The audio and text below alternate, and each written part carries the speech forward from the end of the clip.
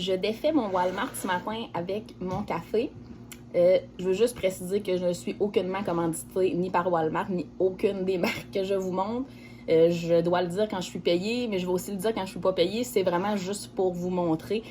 Ça m'avait surpris là, quand j'avais fait une vidéo montrer mon Costco, comment que les gens aiment ça regarder ça, mais je dois être honnête, moi aussi je regarde dans le panier des autres quand je vais à l'épicerie.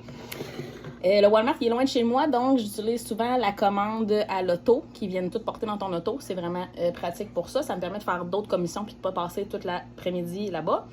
Donc je te montre qu'est-ce que je suis allée chercher. Première des choses, j'avais besoin de nourriture pour mon chien. Je monte le sac vide parce que c'est très pesant.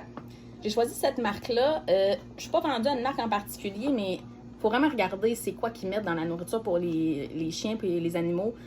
Sont vraiment pas toutes créées égales. Et ce que j'aimais de celle-là, c'est que il n'y avait pas de grains dedans. Donc, pas de blé, pas de riz ou de trucs comme ça.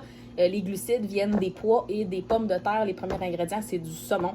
Donc, j'étais vraiment impressionnée. Et elle sent le saumon et mon chien a l'air de l'adorer. Alors, je risque de continuer avec celle-là pour un bout de temps. Ensuite, je me prends toujours du beurre d'arachide naturel, 100% arachide crémeux. C'est la marque Great Value. C'est pas un ingrédient parfait du beurre de pinot, là, mais quand j'en mange, j'aime ça qu'il y a que des arachides dedans. Puis, ça dépend. Un autre indispensable du Walmart, c'est du vinaigre. Et encore du vinaigre, j'en passe beaucoup. J'en mets dans ma laveuse. Je nettoie principalement avec ça. Détartrer les choses, tout ça. Donc, j'en prends à chaque fois que je vais au Walmart pour mettre dans la réserve. De la controversée huile d'avocat. Vous avez peut-être vu ça passer, là, que l'huile d'avocat, comme beaucoup d'ingrédients, est victime de la fraude alimentaire.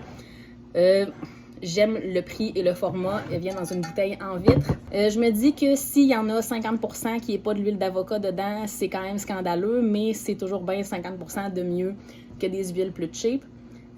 J'adore le goût, je vois une différence sur mon inflammation. Moi, personnellement, je préfère l'huile d'avocat, même si ce n'est peut-être pas parfait et qu'elle pourrait être corrompue.